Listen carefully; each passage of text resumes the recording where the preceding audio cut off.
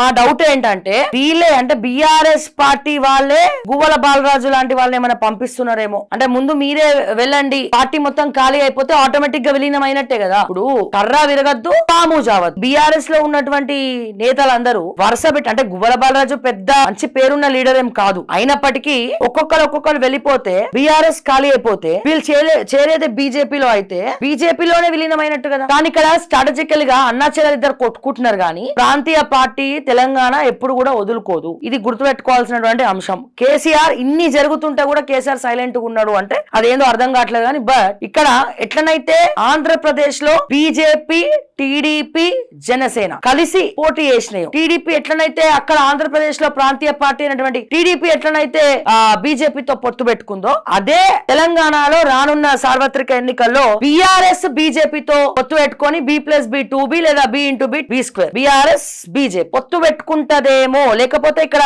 నడవదు నాకు తెలిసినంత వరకు. కాంగ్రెస్ కి అయితే మళ్ళీ ఓట్లు వచ్చే ప్రసక్తే లేదు కాంగ్రెస్ పార్టీకి. సో రానున్న ఎన్నికల్లో అలా అని బీఆర్ఎస్ లో పాత చింతకాయ పచ్చళ్ళలాగా పాత లీడర్లకు మళ్ళీ టికెట్లు ఇస్తామంటే బీఆర్ఎస్ కూడా గెలవదు. ఏం కావాలి? బీఆర్ఎస్ కి కొత్త రక్తం కావాలి, కొత్త నీరు కావాలి. ఒక పర్సన్ కి టికెట్ ఇస్తే ఈసారి రానున్న జమిలి ఎన్నికల్లో డబ్బులు లేకపోయినా గెలుస్తారు. ఆశ్చర్యమే ఉంటుంది మనకి. డబ్బులు ఖర్చు పెట్టకుండా గెలిచే ఎమ్మెల్యేలే ఎక్కువ ఉంటారు. రికార్డ్స్ బ్రేక్ చేస్తుంది ఈసారి. అంటే ఆ రకంగా ప్రజలందరూ కూడా వెక్స్ అయిపోయి ఉన్నారు. డబ్బులు పంచకపోయినా ప్రజలు డబ్బులు తీసుకోరు, డబ్బులు ఖర్చు పెట్టకపోయినా గెలిచే ఎమ్మెల్యేలు ఎక్కువ మంది ఉంటారు ఈసారి. సో ఇవన్నీ కూడా ఈ ప్రాతిపదికన నడుస్తా ఉన్నాయి. మరి చూడాలి మరి ఇప్పుడు కేసీఆర్ స్టెప్ ఏందో, మరి ఆయన అడిగేందో, మరి ఏందో ఎవరికి తెలియదు కదా.